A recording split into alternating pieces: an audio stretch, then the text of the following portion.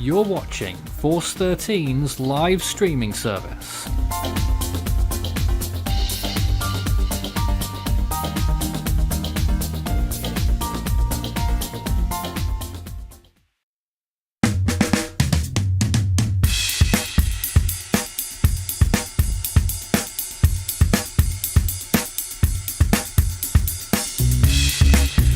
Welcome to Force 13 Live. We're covering Tropical Storm Nalgae, the international name. The Philippine name, of course, being Paeng, and it's headed closer to the Philippine Islands, particularly Catanduanes, which looks like it could get a landfall from this storm shortly, later on this evening, and then continue to scrape the coastline there and move on towards central Luzon. A possible landfall later on as in Aurora, probably tomorrow. Well, here it is right now on the screen, and you can see it's a very large storm. I suppose this zoomed in view doesn't really do it justice, so let's take a zoomed out view. There it is right now. Look how large this thing is. An extremely broad tropical cyclone, but getting itself together near the center as well.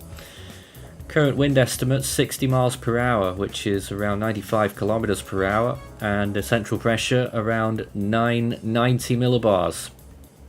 Signal 2 warnings are currently in effect, and we'll take a look at those warnings shortly.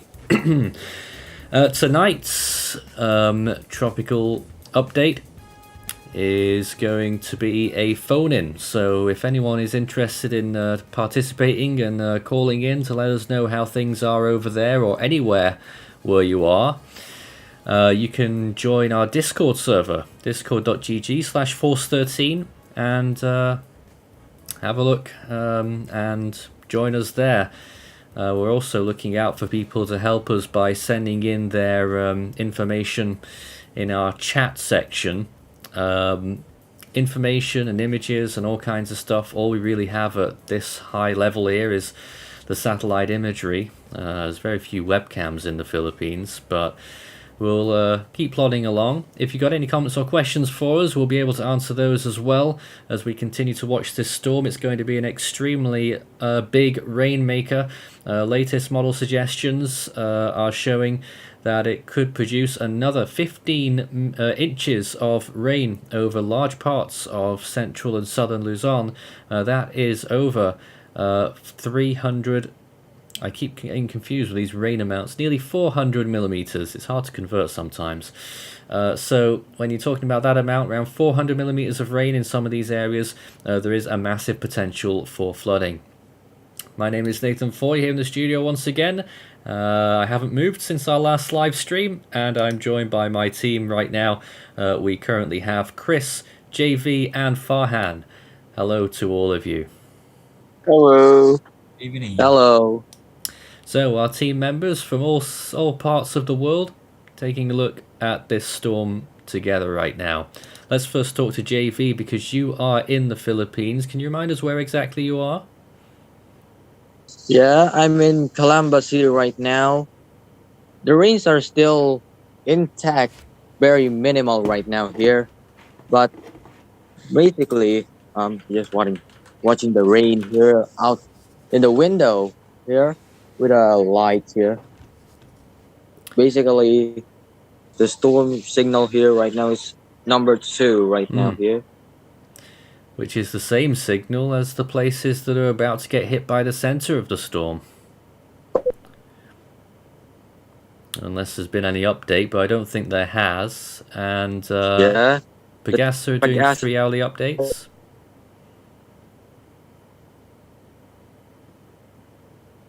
Have we lost him? Yep. Oh. It's now 3 hours. The next update is 8 p.m. right? 8 p.m. 8 p.m. is the next update. So there we have it. There's an infrared view right now, enhanced infrared. We're not looking at as much massive cloud tops as we were looking at yesterday, which is interesting. But there's still quite a lot of that going on, and an extremely large influence of the storm once again being viewable there. Farhan, you're joining us from Indonesia. It's been quite a while since we had you on, so it's nice to see you again. And what are your thoughts on this storm right now?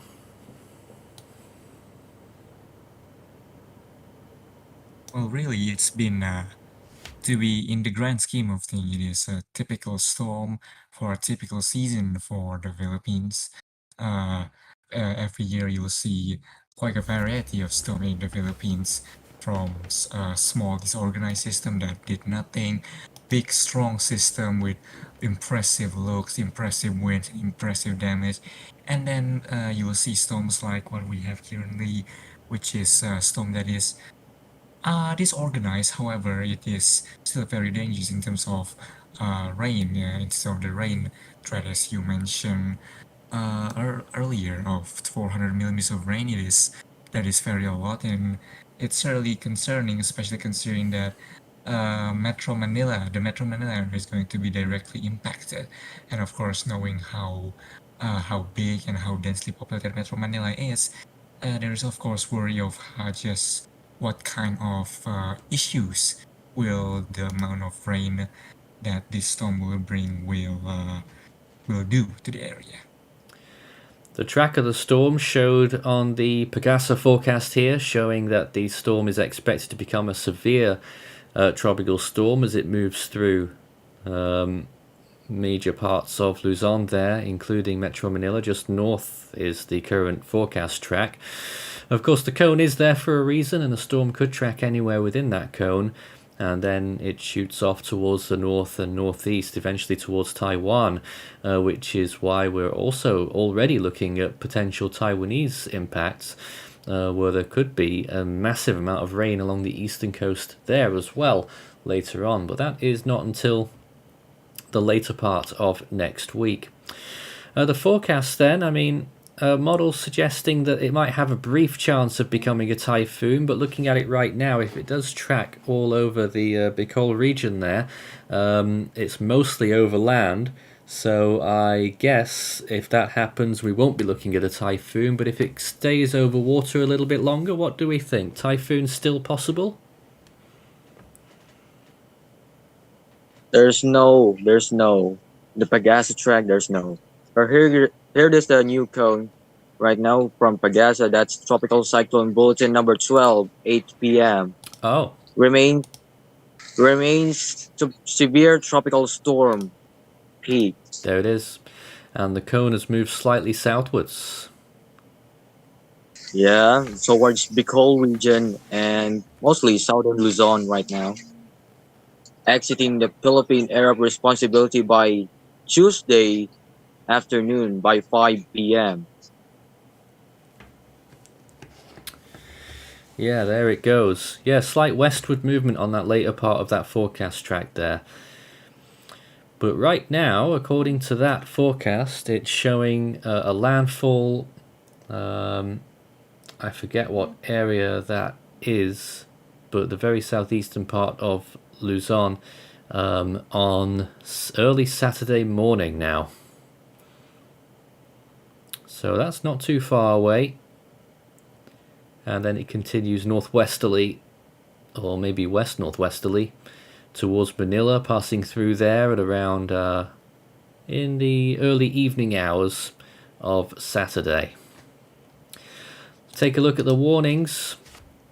These are the current wind signal warnings. That was as of 5 p.m. This is 8 p.m. now. So signal 2 warnings appear to have been extended quite a lot, actually.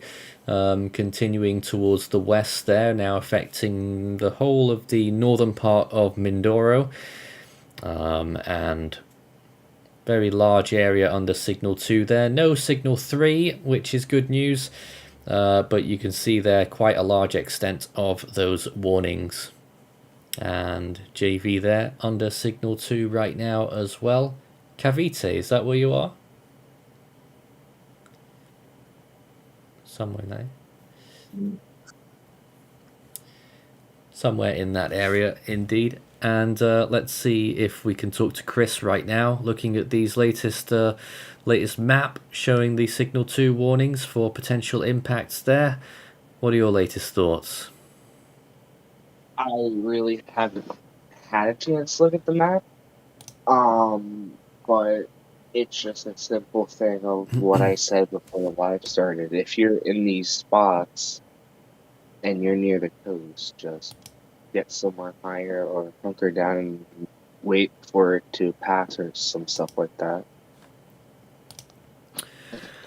All right, so that's our team. If you want to call in and tell us about the situation in your area, or if you have any thoughts about this storm, feel free to do so by joining our Discord server, discord.gg/force13. We'll also take your chat comments as well. Just like one has come in here, start your message with Force13 all in text. Tropical Storm Altony Bronze says, what are the chances of Nalgae becoming a Category 1 typhoon?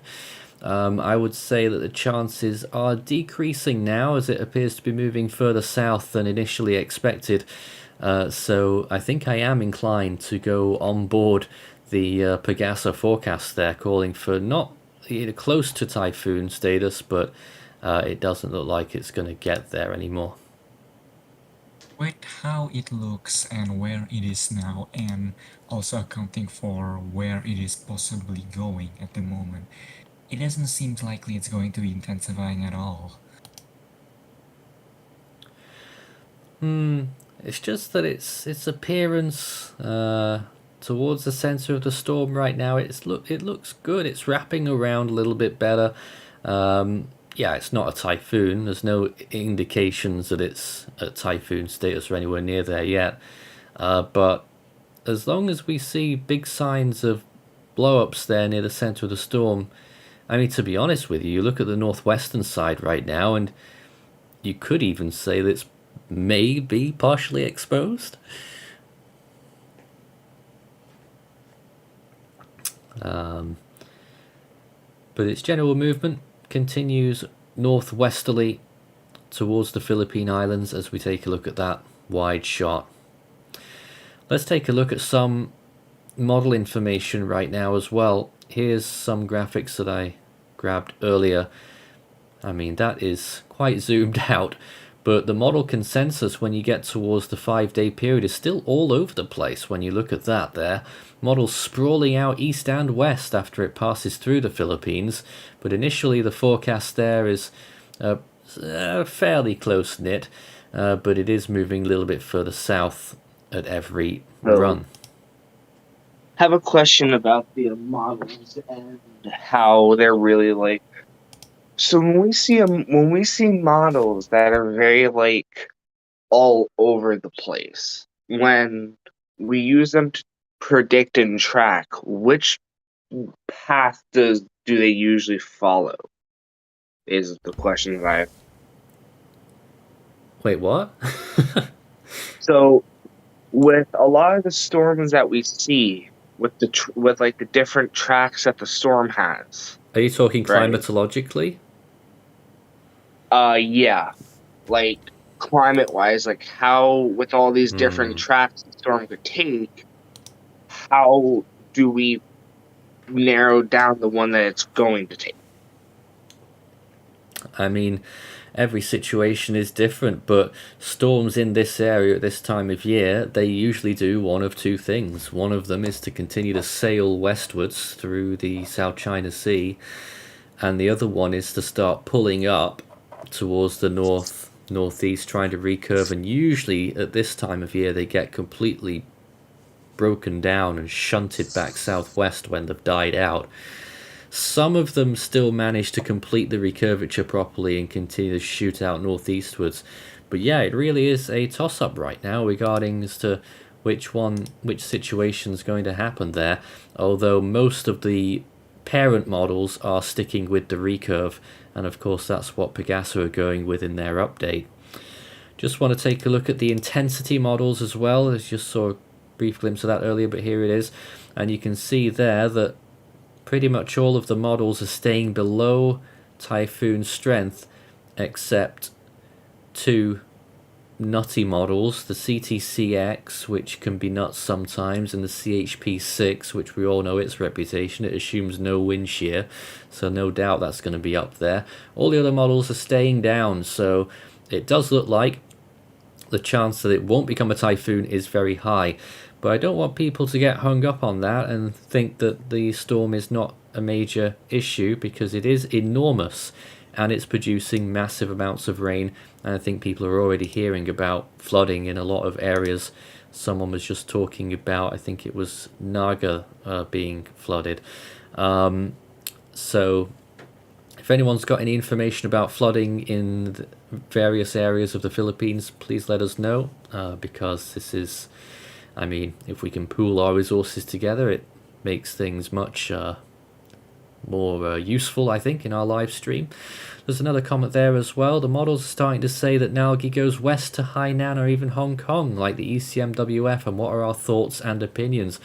I mean, that's something we're just getting through here when we're thinking about... I mean, look at this wind speed probability chart. That really goes to show there again what that big crossroads that the storm will have after it moves through the Philippines. How is it that we have a 5% chance of tropical storm conditions on Hainan Island and also a 5% chance halfway up Taiwan? That goes to show there just how madly split it is after the Philippines. But let's not confuse things. Before the Philippines, the track is fairly certain at this point. The storm is going to pass through. It's just exactly where it will pass through. There once again is the latest Pegasa forecast cone showing that we're expecting a landfall probably somewhere in the Bicol region. I'm just trying to figure out which province that would be. Probably Albay or Camarines Sur, and then continuing northwestwards there. Signal 2 warnings currently in effect for this tropical storm, currently with winds estimated around 95 kilometers per hour. An interesting question that was scrolling by before we started talking about the models is that someone was asking, how would this compare to Katsana and FAMCO, 2020 FAMCO? And I have to say that those two storms are two exceptional, very exceptional storms. Exceptional for two different reasons. Would Nalgae be as exceptional as either of those?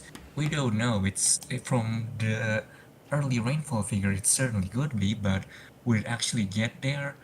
I'm not particularly sure, considering how exceptional those two storms are. We'll bring up the rainfall charts in a moment and our wider model runs. There's a few comments here. Can Tropical Storm PaengPH be similar to Typhoon Ramasan back in 2014? Another exceptional case of a storm. Yes, but surely not. And is Nalgae going to be a Category 5? There is no chance. There's always someone asking about that in every streams or every storm. Always. No. No chance, guys. It could. I mean, there's a chance it could become a Category 1, but that chance is pretty fading. Dorian M says Nalgae means wing, right? Does it mean wing in general or a specific type of wing? I have no idea. Do we have any naming experts in here? What language is Nalgae? Who's even submitted? First off, we need to know who submitted it. There's like 20 countries that submit names to the Typhoon committee. Yes, you're right. Nalgae means wing. Oh, by the way, we have a new signal warnings right now. The Tropical Cyclone Bulletin number 12, 8 p.m. Yep, we saw it graphically before, but do you want to tell us some of those changes? The rains are getting stronger here right now. Yeah. All right. Let's go and take a look at the GFS model rainfall projections. Look at this. You can see this trail of destruction almost with those very large amounts of rainfall. For those of you, our color scale has changed slightly, so let's just give you a brief rundown on where we're at. So these pink areas, there's a few here There's one there, look, that's around 14 inches of rain in this area, in the very southeastern tip of Luzon. So that is 350 millimeters of rain right there. Look at the amount of rain that's expected in the southern part of Panay. Possibly 25 inches there in that little area in the southwestern corner. That's an incredible amount of rain. That is over 600 millimeters, and the rest of the island as well, looking at high amounts. Look further towards the north for Mindoro, possibly up to 18 inches of rain there as well. That is 450 millimeters, extraordinary amounts really.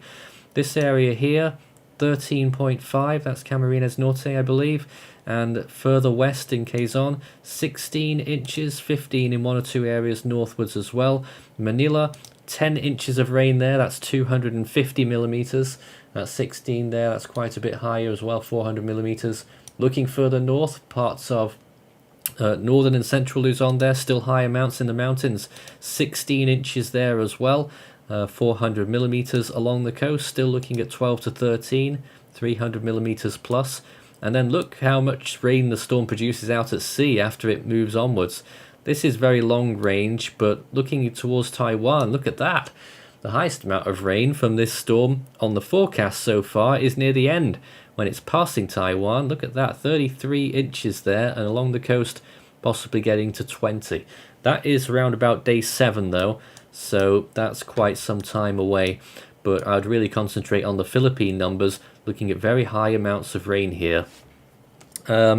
Basic rule of thumb for inches to millimeters conversion, 4 inches is roughly 100 millimeters. So if you do your multiples of 4, you'll be able to figure that out. So 16 there, that's around 400 millimeters, and 25 down there, that's just over 600 millimeters. An incredible amount of rain in that area if it verifies.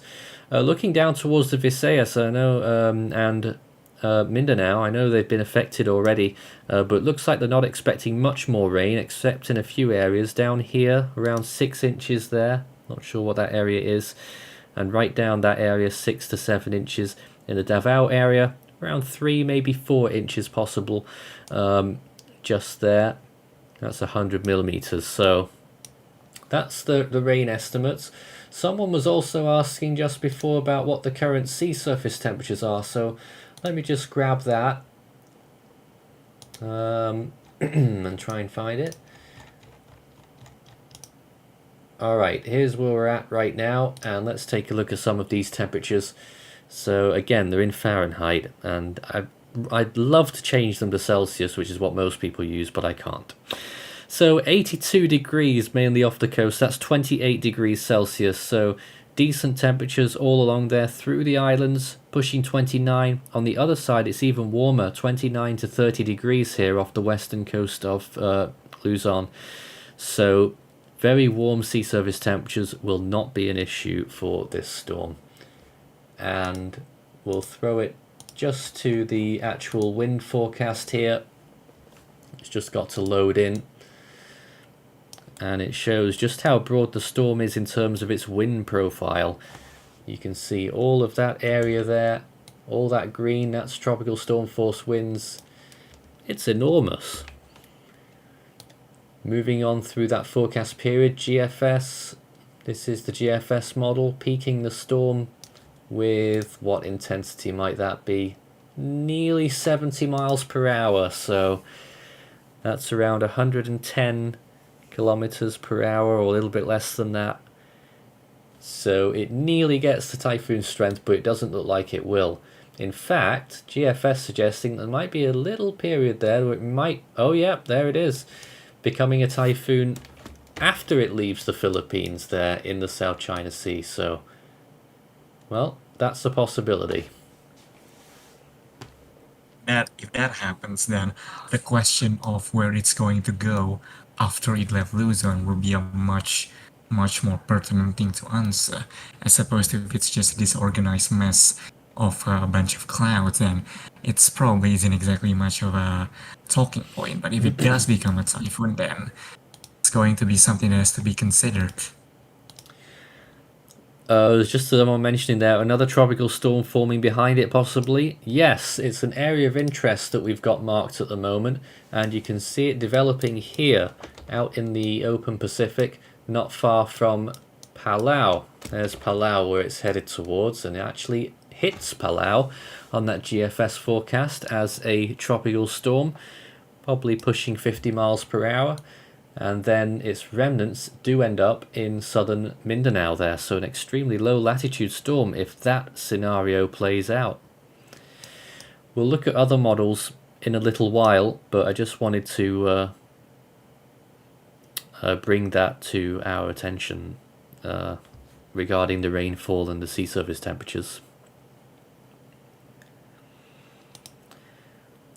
Interesting anecdote that I like to bring up is that, of course, Luzon has quite a lot of volcanoes, and although none of them are exactly erupting right now, one thing that I've known is that sometimes the materials from volcanoes, when they erupted, not all of them just simply go away. Sometimes some of them stick to the ground, and when periods of heavy rainfall happen, they will once again goes downhill and form a lahar. So right now, people living in the proximity of volcanoes such as Taal, Mayon, Pinatubo, and several other volcanoes over there in that region has to be quite extra careful, because the possibility of new lahar created from old erupted material coming down, washed away by the current episode of rainfall is quite likely. I was seeing a comment earlier, something about a warning to that effect being issued for one of the volcanoes. So if that person could ping me again and we'll read out that warning. I'm sure there was a warning that they issued regarding that. Let's see what else we've got in the comments right now. Do we think 94W will become a tropical cyclone? We've currently got it a 50-50 chance, so I think it might. Yeah, I think it will. Is there any possibility that it will go through Manila? Well, the possibility is rapidly increasing as we look back at the Pagasa chart. Well, there's the warnings, but the forecast there, they've adjusted the cone slightly southwards at the 8 p.m. bulletin, which pretty much takes the storm directly over Manila now on a Saturday evening. Some people suggesting that the track will be shifted southwards even more. Well, I'm not sure about that. They want to try and get it right, but we'll see whether it will verify as it currently is. And can this storm be compared to Kompasu of last year? Has to. Huh. And last year was That'll such be a no. blur I don't even remember it. So was that the one that was quite far south? Was that the I one don't that actually briefly remember as formed well. in the South China Sea? I can't remember now. Neither can I. Alright then, well that's fun. So in a moment I'll be able to show you some of the other model runs for this area, because I imagine there is going to be quite a bit of uncertainty. So I'm just going to load it all up here. In the meantime, let's just switch back briefly to the latest satellite imagery, just once again showing the sheer size of this storm and cloud cover extending for either side of the Philippines. It's dwarfing the islands. The only place in the Philippines not being directly affected by the storm right now is the Batanes Islands. Well, funny you should mention that. I just quickly pull up Wikipedia for Kompasu, and it is the storm that was a severe tropical storm, and it skirted right the northern tip of Luzon and the Batanes Island. It's that storm. Oh, right.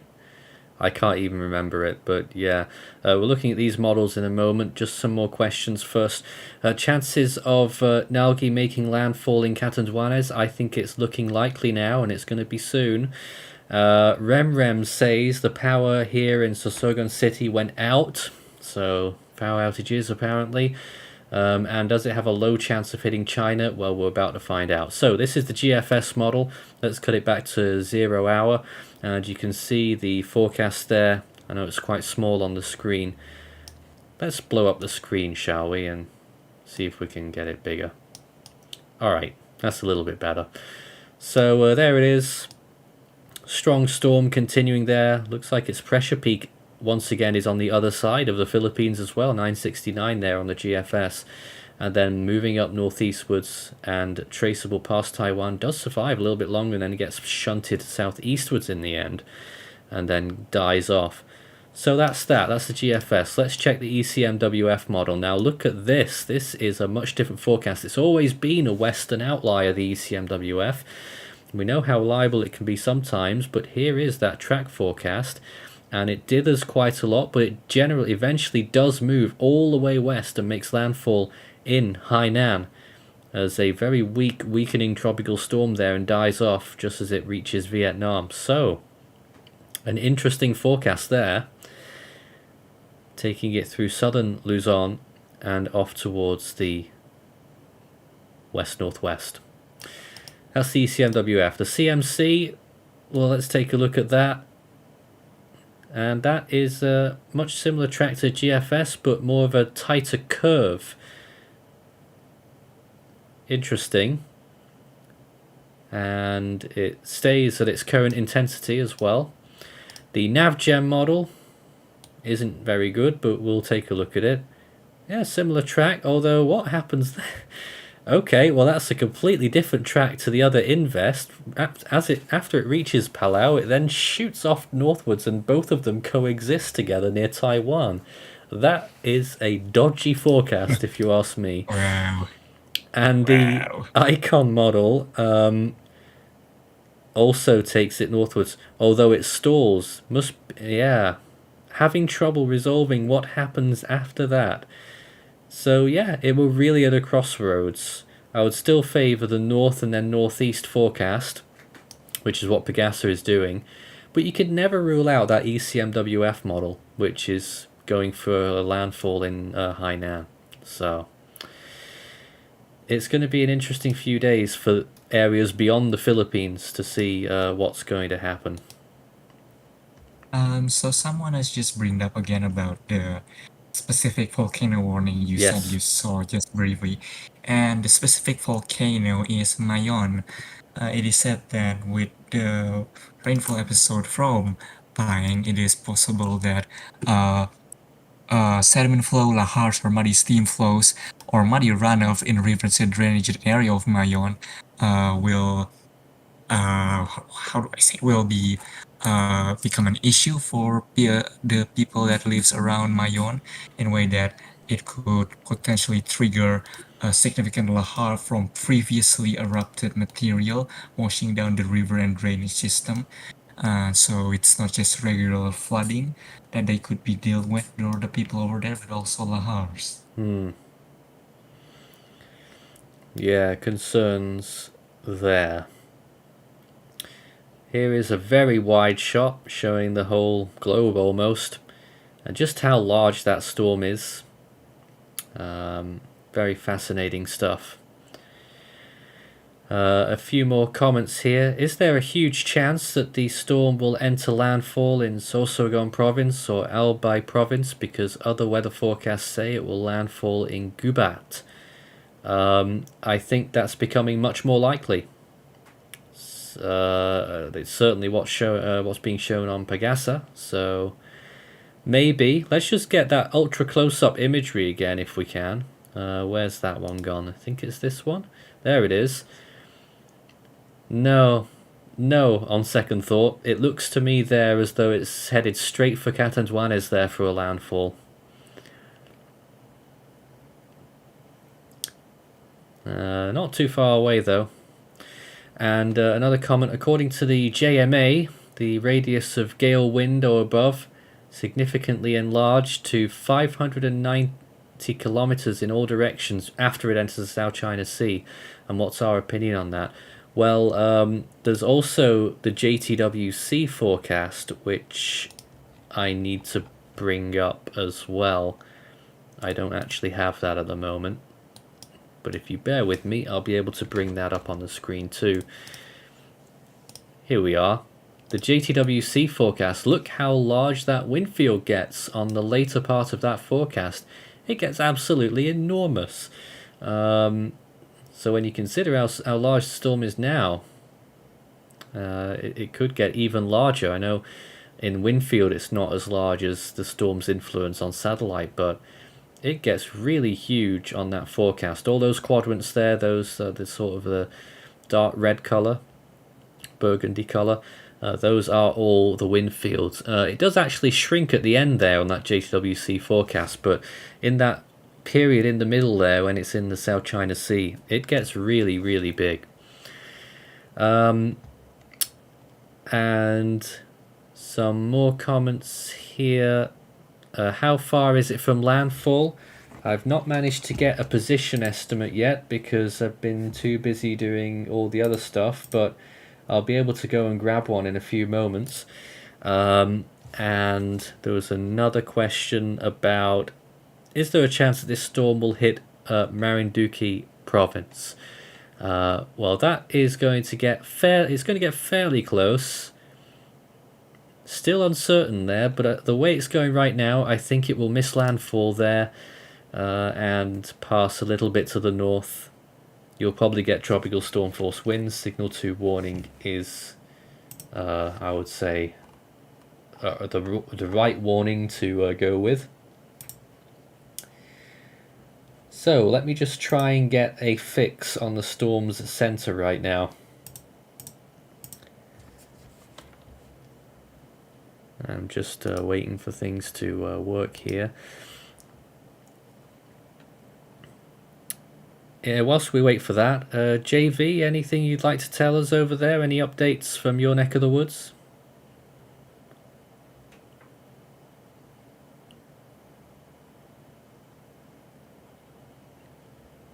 If you're there somewhere. I can't tell you from looking at the Twitter hashtag is that there are some people saying that the death toll from the storm so far from Mindanao all the way to southern Visayas is only about 31 people. Now that's just people on Twitter, it's not a verifiable source, but if it is already size 31, then that's already a relatively significant number of fatalities already. Certainly is, and not nice to hear. Actually, the fix that I've just gotten here shows that the storm is around 55 kilometers away from making landfall in Catanduanes. So, Listen, not far away. Go ahead. I got to skedaddle, but I'll be back after. No problem. All right. I'm just trying to get some information here. I don't think we do just yet. Yeah.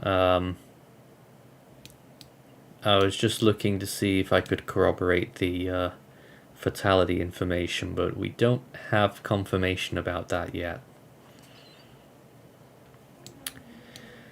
This is Force 13 Live. We're currently tracking Tropical Storm Nalgae, the international name, of course the Philippine name being PaengPH. Thanks for joining us. If you've got any comments or questions, feel free to start your message with Force 13 all in text, and it will light up on our YouTube chat. If you want to join the conversation with your voice live, you can join our Discord server. We're doing a phone-in right now. No one's actually phoned in yet, but we don't really mind. We're still distributing the information. A lot of people taking part in the chat. But if you do want to call in, you can join our Discord server, discord.gg/force13, and join our tropical stage. And that's where all of the discussion's going on. So, in the meantime, let's see if we've just got a... is there any signs of intensification? I think it is gradually intensifying at the moment, but It doesn't have much time now, is it, to do that? Yeah, I really don't think it's going to become a typhoon anymore, which is pretty much what everyone else is thinking at this point. Some more comments as well. Apparently a TCFA has been issued on 94W. That's the other system in the Western Pacific. Is it? You can see it there on the I right-hand see. side as well, blowing up some convection on the right-hand side of the storm. So that would be interesting, and that could become another tropical storm over there, and could eventually. Oh yes, indeed. Indeed, there is a TCFA. So There is a TCFA. I can verify that. Things hotting up pretty quickly then. Right, is Nalgae bigger than Malacca's in terms of size?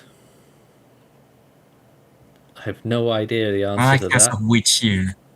Malacca's of which year is first things I first. imagine the most recent one, but maybe you could do some research on that for us. Robo James says, could Nalgae bring a historic rainfall in Metro Manila? I hope not. At the moment, it's suggesting 10 inches, 250 millimeters for Manila right now, but some areas nearby could get up to 400 millimeters or even more than that. So certainly a big threat for rainfall. Throwing it back to the latest Pegasa cone once again, and it's been a while since we looked at the warning map. Just to remind everyone of the latest warning information, Signal 1 warnings extend all the way from the northern part of Mindanao all the way up through most of Luzon. Let's just read out the Signal 2 warnings just at the moment. Catanduanes, Albay, Sorsogon, Masbate, including Ticao Island and Burias Islands, Camarines Sur, Camarines Norte, Marinduque, Quezon, including Palidio Islands, the southern portion of Aurora, the southeastern portion of Nueva Ecija, Laguna, Batangas, Cavite, Metro Manila, Rizal, Bulacan, the eastern portion of Pampanga, the northern and central portions of Oriental Mindoro, and Romblon. In the Visayas region, Signal 2 warnings for northern Samar, eastern Samar, Biliran, and the northern portion of Leyte. And that is all actually, and Signal 1 warnings for the rest of the Visayas region and northern Mindoro. Signal 2 warnings mean that winds of greater than 62 kilometers per hour and up to 88 kilometers per hour will be expected in the next 24 hours. So significant conditions of tropical storm force will be occurring across those areas. Back to our latest satellite imagery, and this is how the storm currently looks once again. Let's try and get to some infrared imagery right now. And the enhanced infrared imagery looks like this. This is probably my favorite enhancement at the moment, and the center of the storm would be pretty much on the northwestern side of that convection. If you look carefully, you might actually be able to see it properly. Unfortunately, I can't do any markings on here, but by my reckoning, it's getting very, very close to making landfall in Catanduanes. Let me just try and figure out a time scale based on those latest images. So in half an hour, it has moved about... Oh, it's hard to tell in just half an hour, I suppose, but... probably about 2 or 3 hours, it looks to me, that it will make landfall in Catanduanes, but maybe a little less than that.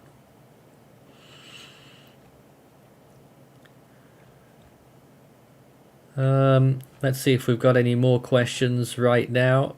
Start your message with Force 13 all in text. Is there any way embedding... Okay, a general question about lightning, basically, in the storm. I don't know if they have lightning detection on the Himawari 8 satellite, do they? I don't remember there's any. I've never seen it, so I don't think so. I could check some of the lightning detector websites though to see if there's any going on, but I don't think it's particularly useful in areas like the Philippines. It's showing pretty much nothing, so I don't know. Models indicate the northeast monsoon will arrive on Sunday, bringing wind shear and dry air. Will it have an effect on Nalgae as it shifts northwards, like an increase in wind and rain to Hong Kong?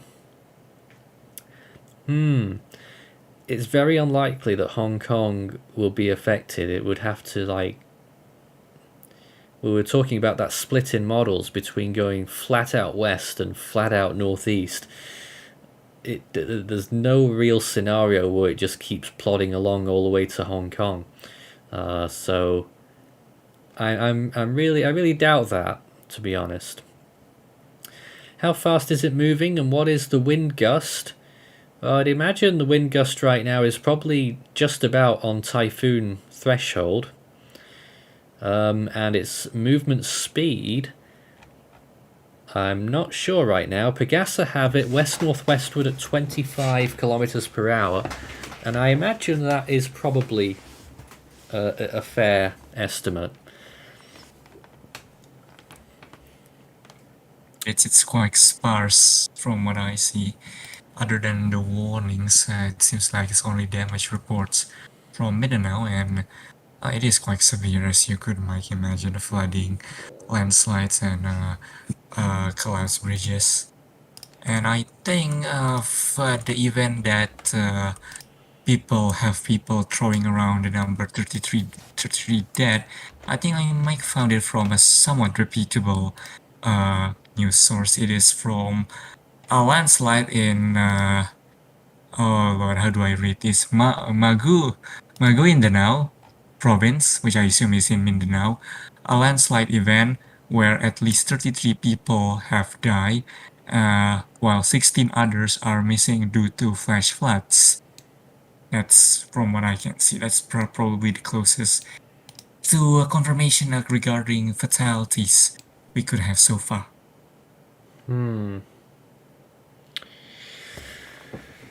Yeah, I'm looking at pictures and video out there. You just never know whether they're current or whether they've just been used from previous events. But there's certainly lots of flooding involved in the area right now, particularly in Mindanao. Major problems in some of those areas right now. This is Force 13 Live. If you've got any comments or questions for us live on the air, please send them in. And you can also help us on the air as well, showing us in our chat section. How do I explain this properly? Basically, join our community Discord server, discord.gg/force13, and you can either phone in to the call or to our stream, or you can take a look at the call chat basically and send in your content if you've got any pictures to share with us or any videos or anything like that, or just in our chat section on YouTube. Start your message with Force 13 all in text. We've got plenty more questions here. Is Tropical Storm Nalgae one of the largest storms in the Western Pacific because of its wide coverage? I highly doubt that. I mean, what is its size right now? I think someone said earlier 590 kilometers when it gets bigger. So it's some distance away from being the largest storm. Quite a way away, to be honest. Quite away. Tip was way there. Tip is the largest tropical cyclone both in the Western Pacific and worldwide. It is not only the most intense storm ever recorded, it is also the biggest storm that we have so far recorded. So that's your answer, I believe. As we look back at the close-up rapid scan, you can see the center of the storm drawing just a little bit closer to Catanduanes. It certainly looks to me as though it will make landfall there, but a question, if the storm does make a landfall in Catanduanes, will it be in the southern part of the island or the northern part? It looks to me as though it will be the northern part of the island right now, but the way it's going, I don't know. It could end up being the central part. Either way, it probably won't make much of a difference where exactly it would make landfall on the island, considering that it's not particularly powerful in terms of wind speed. It's mainly going to be a concern for rainfall, so I don't think it's, it matters more when it's a really strong typhoon. I don't think it's going to matter as much with this storm where exactly it makes landfall. Of strong landfalls in Catanduanes is still very much in remembrance of Goni in 2020, but of course that's 2 years ago and it's a totally different case today. But Wow. yeah, it's not exactly important. It's not 2 exactly years ago important already. for landfall. Is the Western Pacific hard to predict? This storm is later on in the forecast. Like always, it's always, every storm is different in that regard, and the setup is different, and the conditions around it are variable. I think we've pretty much nailed down the forecast through the Philippines, but after that, it's going to be a much more difficult forecast. And what is the status of the southern portion of Metro Manila tomorrow? We could still see that being an area that gets the center of the storm, and that would occur in the evening, maybe 6 p.m. or so, maybe a little bit later. So I would expect storm force winds, signal 2 warnings, of course, in effect. And there is that big potential for flooding with around 250 millimeters of rain expected for you.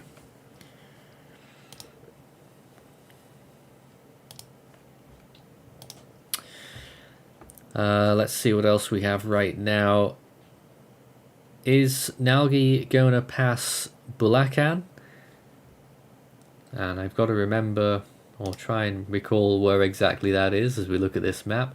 Okay, yeah, so it's probably going to end up being south of there now as we look at the latest forecast.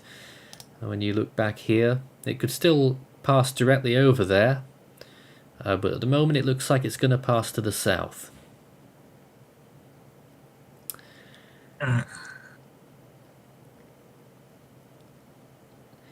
And let's see, I'm just catching up with a lot of these comments, and a lot of them coming in actually faster than I can read. Someone is suggesting whether I have friends or just the voice changer.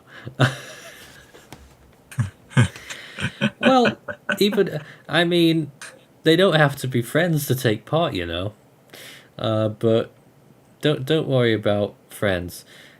How high is Tropical Storm Nalgae's cloud tops? An interesting question, and the answer is not as high as they were yesterday. When we were looking at this storm yesterday, it had cloud tops well into the -80s, some -90s, which were causing huge amounts of rain over parts of the Visayas region. You can see right now it's not quite as much. There's still quite a lot of very high cloud tops there, but not as much as there were yesterday. But when you look at that imagery once again, we're still looking at some areas, even into the -90s still, over parts of Samar and towards Masbate and that general region there. Some very high cloud tops. And is there a chance that it will go further south? I can't see it going much further south, Farham. What do you think? Well, if it's only going this far south, how far more south can it possibly go? It's literally right next to land right now. Like, it doesn't seem sensible for it to go even more southern than it already is right now. Maybe 1 or 2 degrees more, but considering its proximity and its general trends that the model is depicting, it doesn't seem likely if you ask me. Although it doesn't really matter, really, considering what the storm is, what its effect now, and what it actually looks like right now, which is an absolute mess, if you ask me. It's a bit messy, yeah. Latest estimate right now is that the storm is 35 kilometers from Catanduanes. So interesting that we may get landfall fairly soon, unless we've got our fixes wrong. Just going to see if we've got any radar. I know it can be a bit temperamental in this area with the radar. I can't see much on the radar at the moment.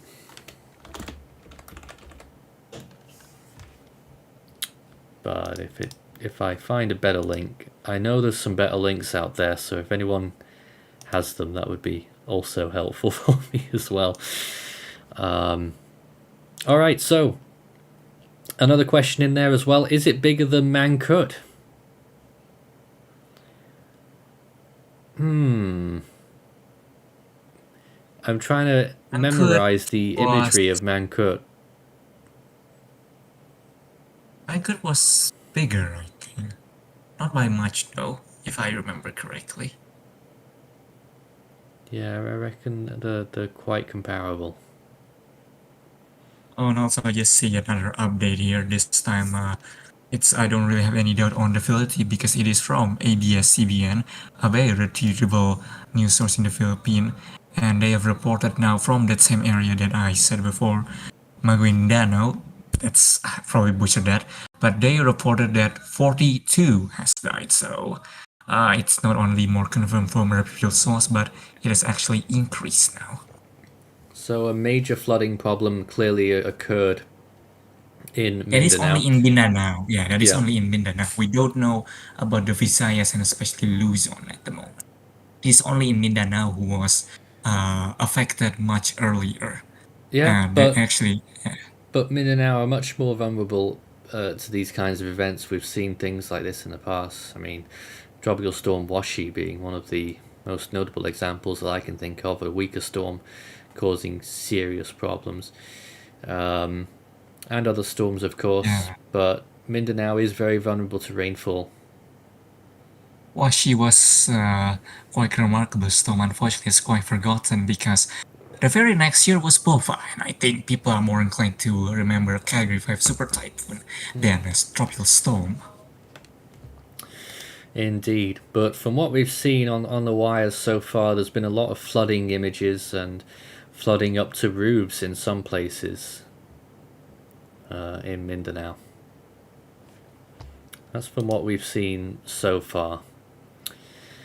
We're still looking at the latest satellite imagery of this storm right now. This is Tropical Storm Nalgae, that's the international name. Philippine name, of course, being PaengPH. And we expect landfall to occur in Catanduanes fairly soon. If you have just joined us and wondering about its track, it does look like that landfall will occur fairly soon here in Catanduanes. A comment there, how is the southwest monsoon? Will it also affect the status of this tropical storm? What do you think? I'm unfortunately not exactly familiar with the monsoonal patterns around this region, so I can't exactly comment much on that. And I'm not much better placed on that either. But what we do know is that the storm still has a window of intensification after it moves off the western coast of Luzon before getting shunted either towards the southwest or towards the east. Just a little tangent, someone in the chat just say 618 people watching is insane. Well, it is quite a lot, but in the history, just within the last 2 years, we have experienced when there were many more watching than that. So 600 is, relatively speaking, it's kind of paltry. Well, we do our coverage regardless. I mean, there's people who are looking out for our updates, and we do our best job in covering it as much as we can. And once again, as we look at this wide shot, you can see that other system, which I believe has been given a tropical cyclone formation alert, 94W on the right hand side. That might be our next tropical storm, and that is expected to pass close to Yap and head on towards a possible landfall, a very rare one, in Palau next week. Keep watching that one if you're in Palau. it is interesting because for small islands in the Pacific is that it's not that they're harder to hit. Like for example, Hawaii has sort of this myth of like a No, hurricane shield. Palau Like is well, though. It's 7 degrees north. That's why. yeah, but regardless of longitude and latitude, small islands like Palau and the other Pacific islands are just so small in comparison to the Pacific Ocean that it is rare for a storm to be able to track right over it. Like in 2018, where was it U2 or what that track over Tinian? That was a very, very major event because a storm of that magnitude going right over Tinian like that is very rare and very unprecedented. And so if a storm does went over Palau, it will be quite an interesting event because not many storms make direct landfall on small islands in the Pacific, regardless of latitude and longitude. You're talking about Bopa earlier. That storm hit Palau as well. But Yeah, of but not course, direct landfall. It affected quite severely, but I don't think it was even in the eye wall, I believe. But yeah, it did affect Palau as really, I well. thought it was closer than that. Anyways, looking back at this storm right now, this is the main one that we're covering, of course, as we enter the next hour. We've just passed 9 o'clock in the Philippines, and thanks for joining us. This is the latest view of the forecast cone from the JTWC, showing its expectations for this tropical storm. They're expecting a wind peak of 65 miles per hour. And oddly enough, they only initialized this storm at, what's that, 45? Can't quite read it there. So quite low, I think. That they've been lowballing it a bit. I don't know if this is fully up to date. I think it is. Let's reload it just in case. And let's go back to the Pagasa cone. And there's their last cone from 8 p.m. And they're expecting it to become a severe tropical storm and remain that way for quite some time as it heads up towards Taiwan early next week.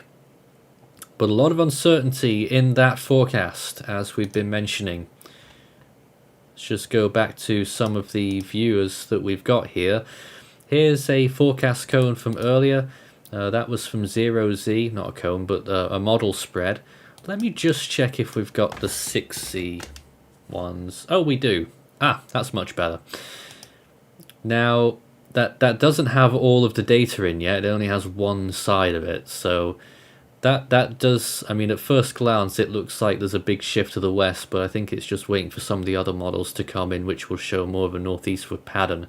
But still, you've very much got that crossroads that you've got there, a big split in a divergence there between where those models take it. Look at this again. This is the intensity forecast. Let's just see if we can get an update on this one as well from the 6C models. Well, it's only got one model there so far, but it is suggesting that it will get to typhoon status on the other side of the Philippines possibly. But I think the chances of it becoming a typhoon are pretty much scrubbed now on this side of the Philippines, the eastern side. And these are the wind speed probabilities right now. Let's just check again if we've got an update to this too. And we don't. So we'll just have to keep it at the 0Z. But that really shows you just how the chances are for tropical storm force winds over an extremely wide area. Non-zero chances for Hainan, for Hong Kong, for central Taiwan, and almost as far as the southern Japanese islands. So still a massive spread there and a massive uncertainty about what happens after it passes through the Philippines this weekend. Look back at the close-up satellite imagery and you can see that the storm is making its way towards a potential landfall in Catanduanes fairly soon. And the way it's been going, we could be looking at a landfall maybe in an hour or so, I think, the way this has been. Alright, let's see if we can talk to someone new. I know JV is still here with us, and Bread, you're on the line. Okay, so my first question is, what was the reason that Nalgae failed to develop? It was huge and it was very disorganized earlier on, and I guess it just, it's just failed to organize. But some of the models did have that happening. ECMWF particularly had it developing very slowly because of its enormous size. I think that's a big inhibitor for it. But of course, once these storms get stronger with their massive size, then they're harder to stop as well. Another thing was if would the storm could have would the storm would have intensified way faster if the storm formed further to the east? Absolutely. I mean, the more ocean it's got, very warm sea surface temperatures and heat content, then it would have a much better run at becoming a strong typhoon, and it may have even done that. I don't know how strong it might have been able to get, given its very large size. It would take quite a while, I would imagine, for it to really get stronger. Or what are the damage toll? What are we looking for the damage tolls? Like, what are the main effects that are being seen right now, apart from flooding? Well, it is really flooding. I mean, there's not much. I mean, wind speeds right now are probably approaching 100 kilometers per hour, so you could see some wind damage in some of these areas. I doubt there's going to be much of a surge. Maybe, I know they've got surge warnings out for this area actually. I think only 1 or 2 meters maybe. But it's all about the water, the flooding, and that has caused really serious damage right now. And apparently, I don't know if it's fully confirmed, but we were hearing just a few moments ago 42 fatalities in Mindanao. So I expect that if we're already seeing that kind of number, it's going to get quite a bit worse yet, I'm afraid. Yeah, especially as the storm is about to cross through some very populated areas, like really populated areas like Manila and some of the region 4B areas. I think it's 4B. 4B? Yeah, that's what they call it in the Philippines. They number it by Oh, I think I know what you're talking about. Yes. All right. Thank you very much for that, Bread. That was Bread there calling in. And if anyone else wants to call into our phone in this evening, you can join our Discord server, discord.gg/Force13. We're running a stage in there right now, and you can drop in if you have any comments for us. We also have a chat room in there as well, a call chat, where people can help us bring things to air and post images and videos or whatever you've been able to see on social media to help us in that regard as well as your comments and questions on our YouTube chat. Start your message with Force 13 on there. And Caleb in our chat also mentions landslides as well, of course. One of the big features in terms of I mean, especially when you get the high rain rates, particularly high rain rates increase the likelihood of landslides, the weakening of big tracts of land, and then it just lets go and slips and can bury whole towns sometimes in the worst instances. Some more questions. What are the chances of tropical storm force winds in Hong Kong? At the moment, it's probably around 5%. And can 94W affect the track of Nalgae? I would say it's very unlikely, unless somehow 94W moves north past the Philippines, which, funnily enough, is what I think it was the NavGem was saying, but I highly doubt that. And another comment there, is the eye wall of that massive storm, can it affect Metro Manila? Well, let's just get it straight here. It doesn't have an eye wall yet. It might be trying to start building one, but it doesn't have an eye wall or an eye. When you look at that imagery there, it's still struggling to wrap around. Will it have one by the time it gets to Manila? I doubt it. It's going to be a pretty disorganized storm as it moves through, but it is fairly strong, and it will be approaching typhoon intensity by the time, well, when it moves through all of these parts, the southern part of Luzon and towards Manila. I doubt it will become a typhoon as it's affecting the Philippines, but it is expected to intensify again on the other side, on the western side, as it enters the South China Sea, and could become a typhoon at that point. One or two comments there as well about rapid intensification, and I would say that is very unlikely.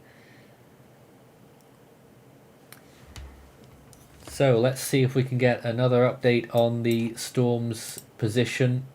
As I mentioned before, we're probably only looking at about 35 kilometers before it reaches Catanduanes for its first landfall.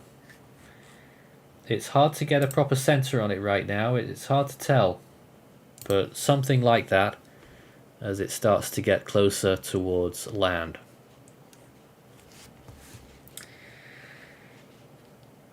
Let's go back and give you a rundown on some of those warnings again. First of all, there's the latest Pagasa cone. It expects the storm to move right through southern Luzon, possibly directly over Metro Manila, according to that latest forecast, which was a slight southward push from the previous forecast there. This is the 8 p.m. update. And then starting to turn northwards at the end of the weekend into early next week, and then off towards the northeast. Severe tropical storm all the way through that period there. And here is the warnings themselves, and just to take you through some of those warnings for the whole island of Samar, the northern part of Leyte, Biliran, Masbate, Romblon, all of southeastern Luzon and Catanduanes, extending as far northwards as Zambales and central Aurora and central Nueva Ecija and Tarlac, Marinduque, the northern part, most of Mindoro, all under signal 2 warnings. And that means winds of between 62 and 88 kilometers per hour, which is the lower band of tropical storm intensity. Signal 1 warnings extending out for a large part of the rest of the Philippines there. And you can see the southern extent down there into northern Mindanao, as far as Misamis Oriental, and the rest of the Visayas region, all of those areas in Signal 1 warnings, and as northern extent up to central Isabela, Mountain Province, and Ilocos Sur.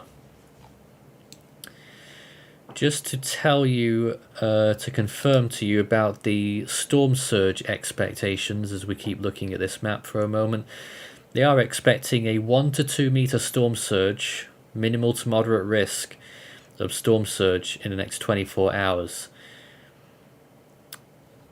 Let me just find this list. Lots of locations expecting 1 to 2 meters of storm surge for parts of Albay, Aurora, Camarines Norte, Catanduanes, Eastern Samar, Marinduque, Masbate, Northern Samar, Quezon, Western Samar, Sorsogon, and that's pretty much all of them actually. So 1 to 2 meters of storm surge expected for all of those coastal areas in the next 24 hours. Let's go back to some model estimates, and this was the model, the GFS from earlier, showing this storm right now, and you can see it passing through the Philippines once again, and then moving off towards the north, probably becoming a typhoon at that point there, look, early next week, and then shooting off northeastwards, passing close to Taiwan. But the main feature of this storm, I suspect, is going to be the rainfall. Take a look at the 7-day rainfall totals, which looks like this. Huge amounts of rain for the whole, for large parts of the Philippines really. First start in Mindanao. Of course they've had their fair share already in this storm. and you can see quite a bit more for some of these areas. Let me try and get some proper geography knowledge for this area, because we don't cover Mindanao very often. So right down the southeastern area there near Mati, 6 inches in that area. Few inland areas here to the north of Davao, 4 to 5 inches, that's over 100 millimeters. Towards the west here, near places like Parang and Malabang, we're currently looking at about 6 inches, that's 150 millimeters.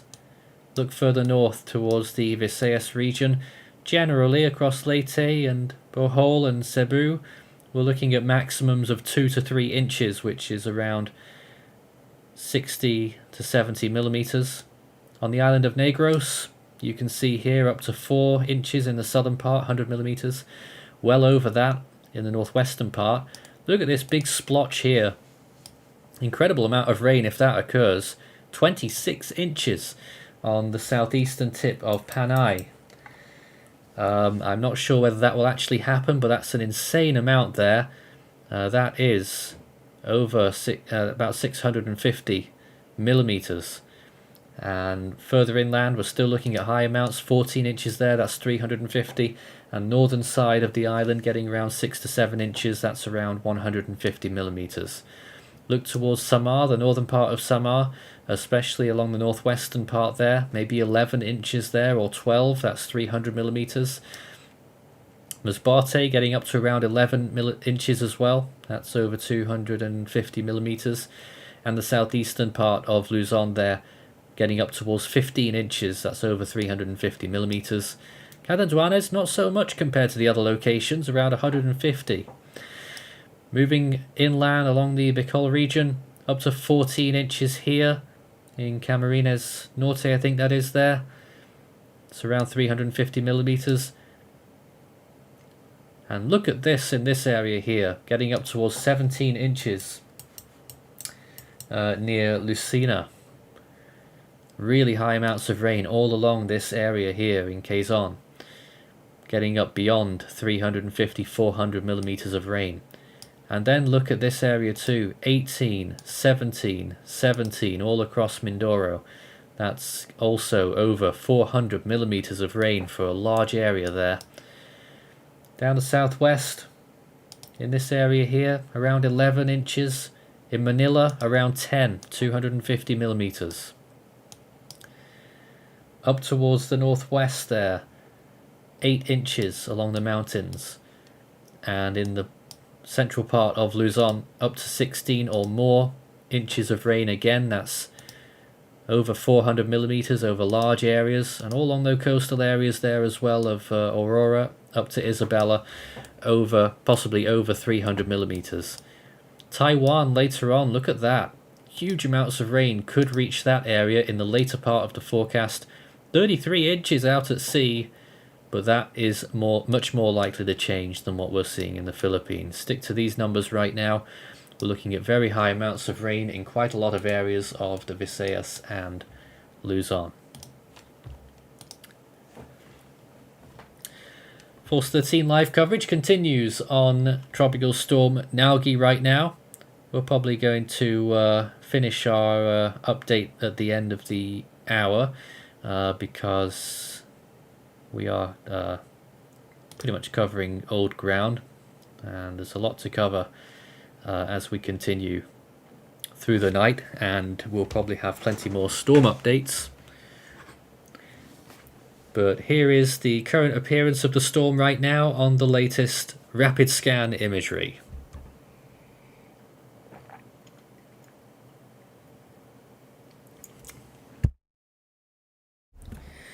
So, we're not far from its first landfall by the looks of things in Catanduanes there. The centre of the storm is approximately 40 kilometres away from making landfall there, and it does look to me as though it will actually make landfall in Catanduanes before it reaches the rest of Luzon. More questions here. Is there a live coverage tomorrow at 0 UTC, the Tropical Weather Bulletin hour? We haven't decided any of that yet, but I imagine we will be doing more live coverage. And could it trigger warnings in the South China coast or or sea typhoon warning in Taiwan? Well, that is possible, especially for Taiwan. And they asked the third question of whether I use a voice changer. No, I don't know why anyone would. There are no voice changers in operation here.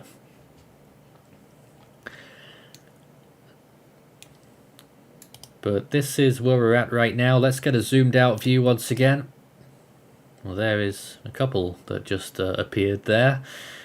And you can still see bubbling convection over large areas of the Visayas region. Here's another view here on the enhanced infrared. Some of those yellows there, that's minus 80-degree cloud tops. Some whites even in there as well, that's minus 90-degree cloud tops. What do these temperatures really mean? Well, satellites home in on the temperatures. Basically, they send a signal down. It bounces off the highest clouds and sends back the temperature readings.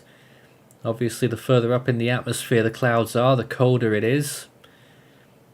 At least in terms of clouds. Obviously, much further up, it gets warmer again. But in these layers of the atmosphere, the cloud tops get colder with higher elevations. And usually, not always, but usually that means there's obviously much more cloud forcing the rest of the cloud up to those higher elevations, and that obviously means a lot more moisture in those clouds and usually means more rainfall. So we can get a semi-accurate prediction of rainfall estimates, rain rate estimates when we look at cloud tops. And I can tell you the latest estimates just as we... Let me just switch to that. I won't be able to show you on the screen, but I can look at my other monitor and give you an idea about how much rain might be being produced under there right now. And indeed, over northern Samar, we are looking at some areas there that are around 40 millimeters per hour. So if the clouds stay like that and really strong and it persists for an hour, then that's 40 millimeters of rain. And when you talk about those very high rain rates, those are what really makes those landslides much more likely. And the flash flooding, of course, when there's less chance for the storm for the waters draining. So more rapid rainfall obviously produces more chances of flash flooding. And we've seen many examples of that today. Well, we were seeing a few comments from a Hong Kong perspective earlier on, and now we are joined by a Hong Konger on our live stream. Kenneth, our lead cyclone analyst, tell us what you think of Tropical Storm Nalgae right now. Right. So Nalgae right now, I've just made the 12C fix for Force 13, and yeah, after this fix, I come here right now. So Nalgae, the latest analysis puts it at 65 miles per hour, 105 kilometers per hour, and a pressure of 987 millibars. Nalgae is now passing over 50 kilometers north of Samar and is keeping its development trend well. And better and tighter curve band features showed up. Latest therefore estimates what I did, it just gives it a 0.6 degree curve band in white occulted convection, returns T3.5, which is the current intensity is set at 55 knots. The pressure is at 987 millibars based on the wind pressure relationship, supported by Catanduanes pressure reading of 994.3 millibars near the southern eye wall. Note that the southern eye wall and the eastern eye wall is where the strongest winds are. South and east. Based on earlier winds. Yeah, the southeastern eye wall is the strongest, based on earlier map paths, and the convection pattern supports as well. Fascinating. And I will also note that its massive wind radii should also be noted, with as wind data reveals an average of 400 kilometer average gale wind radii. 400 is pretty large. And I mean, we had a lot of comments today talking about comparisons to other storms. Where does this rank right now in terms of that? Can you think of an analog for the storm size? The storm side like 400 kilo. For such a weak system. Yes, 400 kilometers with. Can't pop anyone, any analog right now. Yeah. It is, yeah, with massive system, but rather weak winds, not yet typhoon yet, but it's expected to, well, it is now north of Samar and it still have quite some few hours left. Won't rule out as something pops up and it becomes something 70 miles per hour, minimum typhoon. It could do that in the next 6 to 12 hours if it really shoot it up to this point, and then later on I know the main feature and another thing after it passed through the Philippines, there's a very widespread in models forecast right now. Oh yeah. Very wide, yeah. Now models has started to shift further west towards Hainan. From after it exit Philippines, it moves north. Originally is expected to turn back to Luzon Strait into east of Taiwan, but now more and more shift towards northward, and then towards northward point towards Guangdong, and then it turned to the west at around 20 north and went to Hainan Island. It like one goes to east and one goes to west. No, nothing goes to north because of the strong ridge over southern China. So either east or west right now.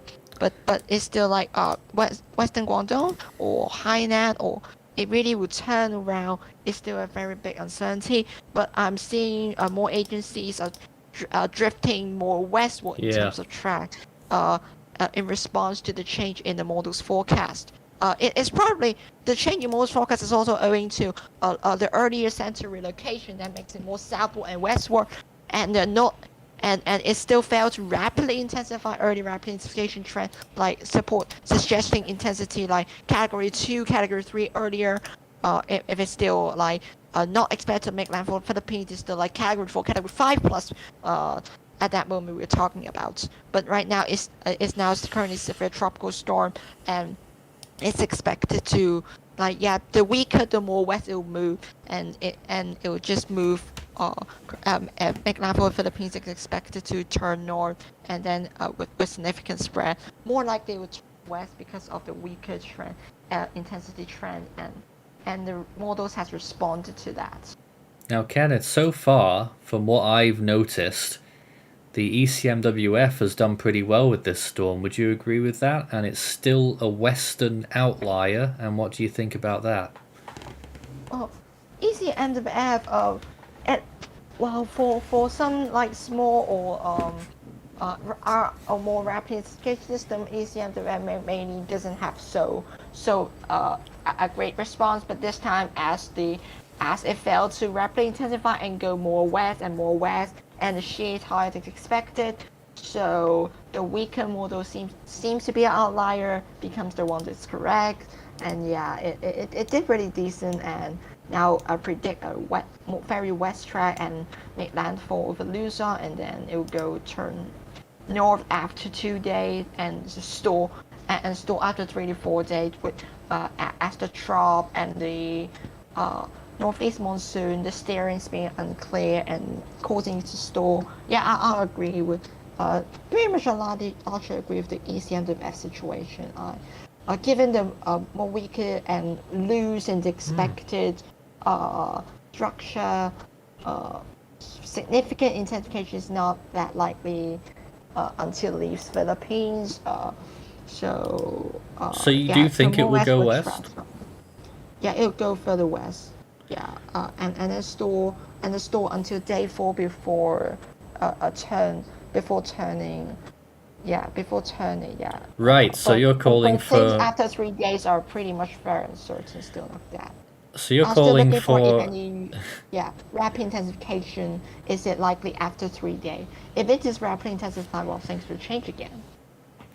So you're calling for a recurve at first, and then stalling, and then turning west, basically. It is expected. I expect a stall, but after the stall, where it will go, I'm still not entirely sure right It is a now. tough forecast, that's for sure. Yeah, Um, as usual for autumn systems. In West yes. Pacific. I had another question for you, but I've actually forgotten Sure. it now. Oh yes, actually I did remember it. Are you tracking this storm on radar at all? There's no radar coverage. Yeah, I was wondering. Yeah, no radar coverage, unfortunately.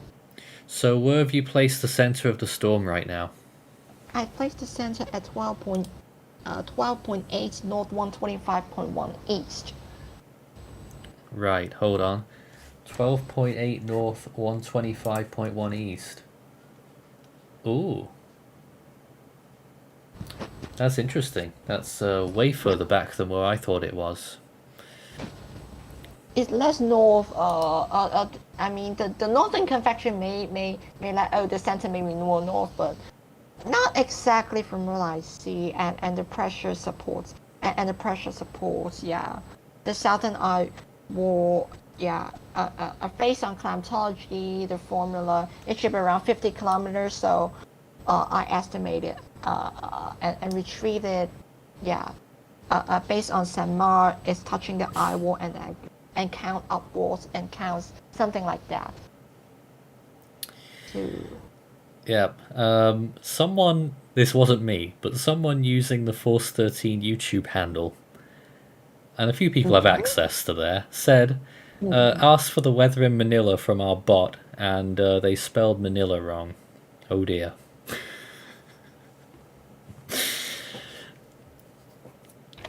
Oh, they've got it right now. Oh dear. Oh, it still doesn't work. For some reason the bot doesn't work. Never mind. Anyways, this is a look at the storm right now on the latest satellite imagery, the rapid scan close-up view of the storm approaching Catanduanes. It certainly looks to me as though it's going to make landfall there, Kenneth, and I think because it's gone a little bit further south than expected, I think that might have thrown away its chances of becoming a typhoon, at least before it Philippines landfall.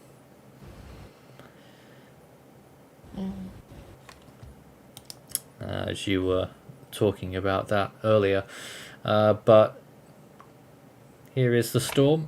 Currently 65 miles per hour now, according to our team. We'll be updating our bottom bar. That ding that you might have just heard in the background means that it's about to update, so that's good. And there is the latest information. 65 miles per hour and 987 millibars from our analyst team for this storm, Tropical Storm Nalgae. The international name, of course, the Philippine name is PaengPH.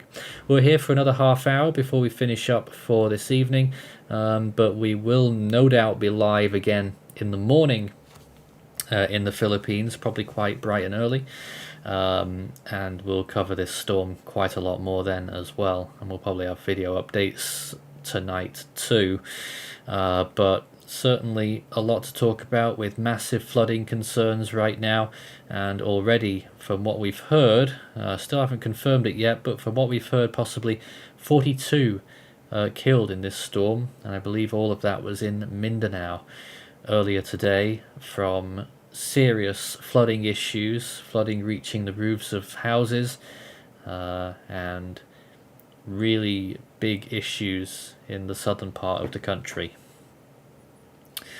Keep sending in your comments and questions. Start your message with Force 13 all in text, and you can join our Discord server to phone in to the call to the stream if you'd like. Discord.gg/Force13 if you would like to chat to us. And we also have our call chat on there as well, where you can send in your images and media, whether you've seen something on social media that you'd like to share with us or anything at all. There was a question earlier from Caleb who said, what would be the worst possible scenario for the people in the Philippines in terms of potential hazards and increased wind speed at landfall? I would say the worst possible scenario is, I mean, I don't want to sound flippant, but the worst possible scenario is one of those volcanoes erupting. It's happened before. We all know what happened with the storms in 1991. But when you mix up all of that volcanic stuff, there's already been a lahar warning, for the Mayon volcano, about all of that sludge becoming loose and causing serious problems. It can bury whole places. So I would say that's the biggest risk, and it's a risk that's always present in this area with the amount of volcanoes they have, especially in Luzon. Let's see if we got some more questions here, and I know there were. Would Tropical Storm Nalgae be a high-end tropical storm or a low-end typhoon when it exits the Philippines? Well, I doubt it will intensify over land, so I'd say it's still going to be a strong tropical storm there, probably around 65 miles per hour. And will it remain a large system and create an increase of wind as it interacts with the northeast monsoon? We've seen that depicted on the GFS model, Kenneth. When you interact with northeast monsoon, the first thing that you notice is the reduce in relative humidity. I'll not say it's necessary for weakened system. It's just to intensify for warm sea surface temperature and good outflow low shear condition. But if you have lower surrounding RH, you have less banding and it will become less broad. It's expected to tighten up if it intensifies further in next few. If it does intensify further when you move north in like 2 to 3 days. But if not, it is like if it maintains intensity or didn't intensify at all, then it pretty much will remain its broadside. But it somewhat will be a strain due to the terrain interaction earlier. Yeah, so it will strain quite a little bit when it leaves Philippines, but depends on the intensity. It restrains further if they become stronger and interacts further into the northeast monsoon. Look at this imagery right now, Kenneth, as we look at this wider shot with those convective tops seem to be starting to encircle the center of the storm. Yeah, the northern banding acts as an aid, and the southern banding becomes more in. The southern banding, near the eye wall, is very intense right now, which was more than half of the center, 3/4 of the center. Yeah, the curved band roping indicates it's still developing. Well, quite remains of when I do different estimates of Chaba. At the risk of sounding like a weather weenie, is it an eye forming? Not really, I'll say it's an eye, but for low level, I'll say yes. But for infrared, upper level wise, no. Interesting. All right, more comments. Hacker says, so it's 105 kilometers per hour now. Is it predicted to intensify before landfall? Well, Pegasa have intensification from their starting point, but I don't know, Kenneth. Do you think there's going to be more intensification from your point of view? Before landfall, there's like around 6 to 9 hours left. I'll say surely yes. There's definitely more intensification for seeing. I'm expecting like 75 miles landfall. If it slow down a little, if it is 9 hours and 75, 6 hours maybe not that enough.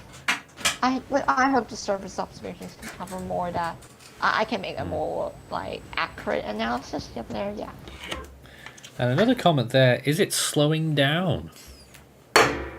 Not really. It is moving like right now pretty quick, like around 25 kilometers per hour. Yeah. A rather quick speed. That's what Pegasa have on their update: 25 kilometers per hour. And for those who haven't seen the latest forecasts yet, let's throw it back to their map. That was the 8 p.m. update, and they're showing the storm moving west-northwestwards through southern Luzon, pretty much going directly over Metro Manila, and then moving back out over the South China Sea and curving north and then northeast. Kenneth, I think, is just about siding with it going further west, which is still absolutely a possibility, and it is trending further west on the later part of the forecast. For instance, in the last Pegasa cone at the 5 p.m. update, They had the whole 5 days within the PAR. Of course, those last two storm icons are now outside the PAR, so that's obviously a westward shift.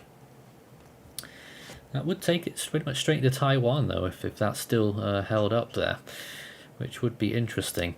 And just a reminder of the latest wind signal warnings, and they've been updated on our bottom bar as well if you've been looking at that, and you can see all of those areas under signal 2 warnings. That's quite a lot of real estate right there under chances of tropical storm conditions. Signal 2 warnings basically cover the lower band, lower half of tropical storm conditions up to about 55 miles per hour or so, I think it was, 88 kilometers per hour. So that's signal 2 and signal 1 warnings extending for a much larger area. So Kenneth, with you being under about a 5% chance of tropical storm conditions in Hong Kong, is there any chance at all it will break through that ridge? If it follows the trough, the trough that is expected from after a few days, if it follows and goes to the east, then this possibility is definitely bye-bye. But however, if it moved like westward, like some latest models trend, if it moved more westward and it's close enough, like 250 kilometers of Hong Kong, if Nalgae really reached that scenario, it could be gale conditions. But if it like 300 to 400 kilometers or even a drift eastward, then no.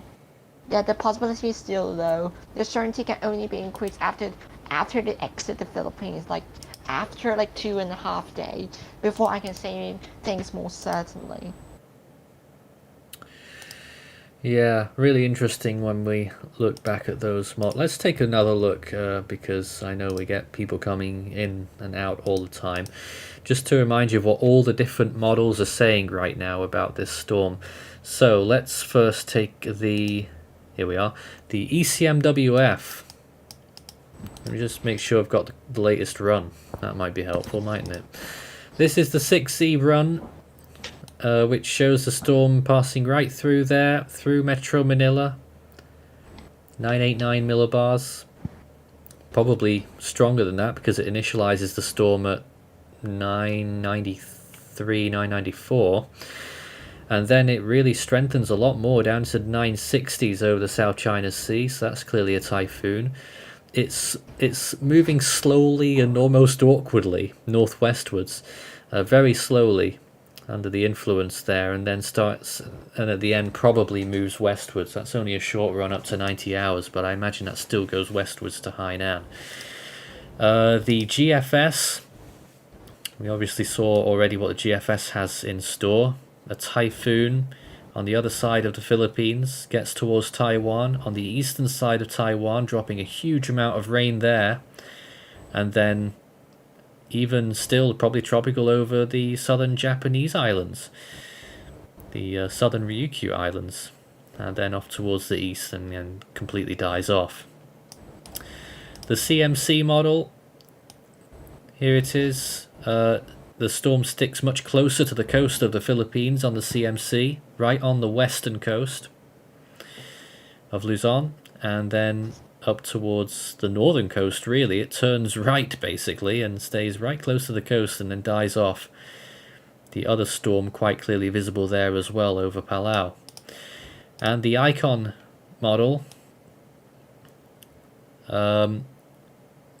also has it stalling to the southwest of Taiwan, so it still doesn't know what to do there at day 5, whether it goes west or east. Very indecisive in terms of the storm on the Icon model. What we didn't check last time was the hurricane model, so let's check the HWRF and see what it has up its sleeve. Here it is, and it's calling for the storm. Oh my, that's a very odd jog there. It goes through Quezon and then north from Quezon through Polillo Islands and then landfall in northern Aurora and then northwestwards, and then what on earth is it doing? It's all over the place, absolutely all over the place, but eventually it ends up going north-northeast past Taiwan and through the Japanese islands, turns post-tropical near Okinawa. Well, that's just weird. Let's try the HMON. Oh, the HMON doesn't have it. None of the other ones have it. We already saw those ones. So I guess that's a different perspective if you wanted it. Pretty crazy. But there's a close-up there of that GFS run. Showing the Typhoon force winds there at this particular point. Very interesting. HWRF was nuts. Anyway, this is the latest on the storm right now. This is the latest imagery. We just had a comment there about the JMA model as well. Let's have a quick look at that one. We don't really look at that because I don't think it's very good. But I can tell you the JMA model has it hugging the coast of western Luzon as well, like the CMC. After that, though, I don't know what happens next. What we can also do is check ensembles, actually. We've not looked at that yet. So let's go back to this. Let's try and get a closer in view for this one. Ah, does it not have it? Alright, we'll have to stick with this wide view. These are the ensemble models. All the little red numbers that you see there are one ensemble's view of a low pressure system. So basically it means this is the GFS ensembles, so they've launched about, I don't know how many, they have like 25 or 50 parallel models that all do their own scenarios of the storm, and all those different scenarios are shown. So you can see all this cluster of red numbers with the storm. That is all each different scenario playing out. And look at how those scenarios change later on. The spread massively increases. It's like stretching an elastic band almost there. Really stretching off. But you can see that on the GEFS ensembles, it is actually taking, the majority of the ensembles are taking the storm the western route. So that's actually a little bit surprising considering the parent GFS model is still going for the eastern scenario. Any reason why that might be, Kenneth?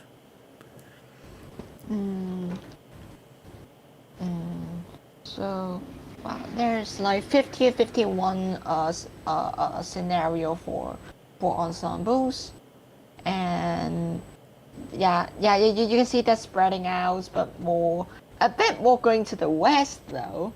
Yep. That's what you're saying. EPS, right? This is GEFS. GEFS. The GEFS. So you have GFS. And that's why I'm a little bit surprised, because it's not what the GFS is saying. We can take a look at the EPS. The deterministic can be more different. It can be. I mean, it literally mirrors the EPS as well, to be honest. Very much the same. Alright, 60 initiating. I mean, that's pretty much convincing me right now, Kenneth, that it's going to go west then. Here's what I see. Let me see other models like the Taiwan one. The Taiwan one wants a turn still. Taiwan has a model? Yeah, actually, all agency has a model. Has its own NWP.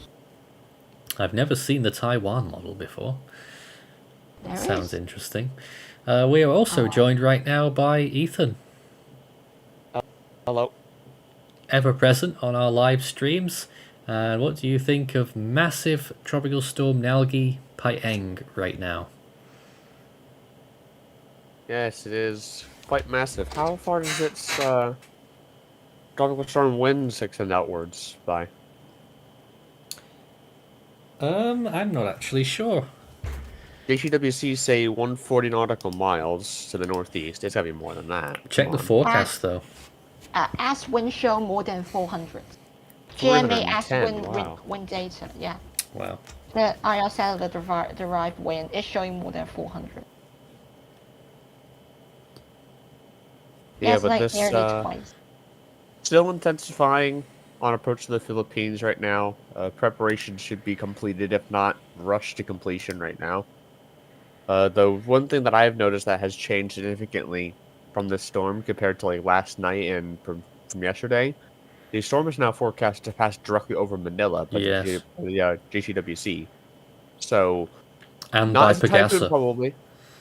It probably won't pass over there as a typhoon, but it'll pass over there as a significant tropical storm, probably 60, 65 miles per hour.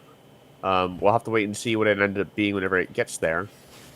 But either way, this isn't really going to be an overly big wind threat. This is mainly a heavy rainfall threat, and I think that's going to be our biggest issue when it comes to this tropical storm right now. We've already seen it today. We've got reports. Still don't know if they're confirmed or not, but I think possibly 42 fatalities so far from Mindanao in this storm from serious flooding. Yeah, severe flooding and landslide, mainly landslide, and it just very 42 lives and more missing. At the south of the system, at the outer ring band, a massive water vapor support. It really is. It really didn't look good when we were looking at it this morning / yesterday, when the cloud tops were just an enormous area of the Visayas region was underneath minus 80s and minus 90 degree cloud tops, and there's still some of that going on right now, particularly over Samar. You can see it once again there. Those yellow areas, that's minus 80 degree cloud tops. Really impressive cloud top heights there. Yeah, this storm is absolutely massive. Like, its influence really honestly covers the whole Philippines, Nathan. It certainly does. And it's even wider west to east than it is north to south, of course. And also, I don't know if you got any quick thoughts about the other area of interest that's now a TCFA, Tropical Cyclone Formation Alert. Yeah, the TCFA on 94W. I've also made the 94W fix currently 60-70% formation chat. I've rapidly upgraded it. 94W has resounding development and tightened its circulation in recent hours. The recent trend seems to support the quick formation predictions from GFS and CMC. A deep current band has developed south and east of the system, with SSMIFs overpassed earlier showing a rather hefty structure as well. Despite severe outflow shift from Nalgae, its morphite and type vorticity is favoring short-term development. Therefore, it's reviewed that formation has been considerably upgraded to reflect the recent changes.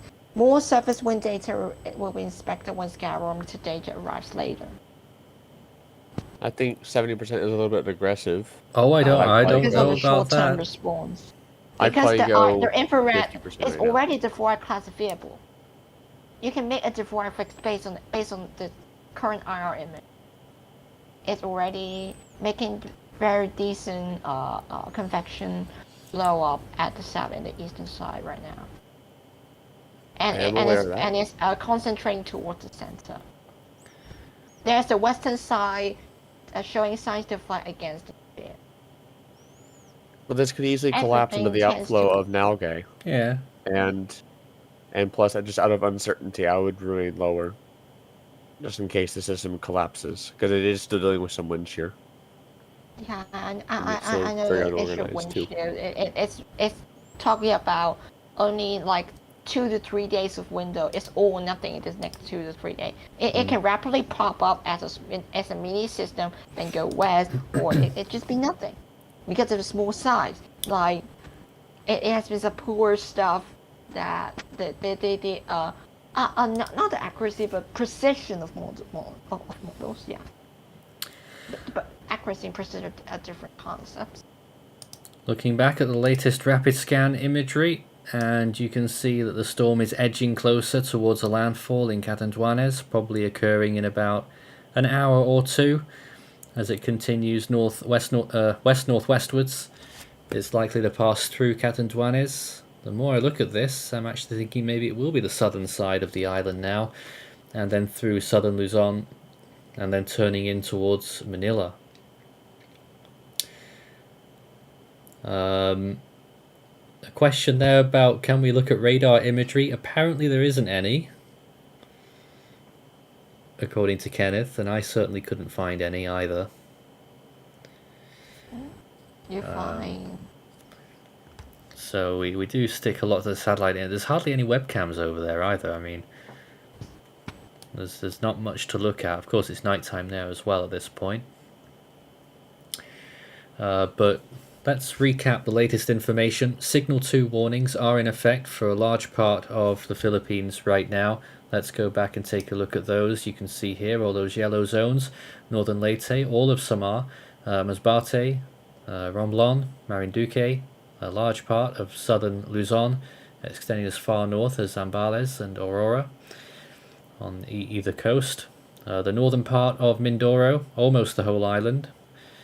And Signal 1 warnings in effect for large parts, the whole of the rest of the Visayas region and the northernmost provinces of Mindanao, as well as a large part of central Luzon as far north as Isabela Mountain Province and Ilocos Sur. The track of the storm takes it pretty much directly over Metro Manila on Saturday evening, a little bit after 5 p.m. according to the Pagasa cone, and then it starts to swivel northwards and then northeastwards, although there's still a huge amount of uncertainty as to what happens to this storm later on in that forecast. Look at this. This is like a flattened cone, or a cone with two heads almost. Such is the uncertainty at the 5-day point. If you would draw a cone around that 5% chance, say, or even a 10% chance, or 20% chance, it's still got a hammerhead kind of look, with the massive uncertainty about whether it will go east or west. Ethan, I don't suppose you've got any thoughts on that long-term forecast there? Let me have a look at the models here. GFS still takes us off towards the northeast, really kills it off as it approaches Taiwan. Yeah, not fully though, but you should take a look at the ensembles. The GFS ensembles even have it going, majority going west. Canadian also brings us up towards Taiwan, although it takes it much sharply off towards the east, off the northern tip of Taiwan, and then it takes it back southwest into Luzon as a very weak system, which is interesting. Euro still going for a landfall. It looks to be on Hainan Island. Yes. It due west. It's been adamant on that. It has. It's been adamant on that. And so far it's been right, because it was always going west of the others. Icon model really follows the GTWC's track and looks to have the storm stall southwest of Taiwan, which is interesting. H-Wharf, we'll have a look at this. H-Wharf does bring this off towards the northeast. What do you mean don't? Because it's all over the place when it's moving over the Philippines on that model. Well, that's pretty normal for the H-Wharf to do that, because it's interacting with the mountainous areas. And it really limps along as it moves out towards the northeast or right. Ensembles, let's have a look at this.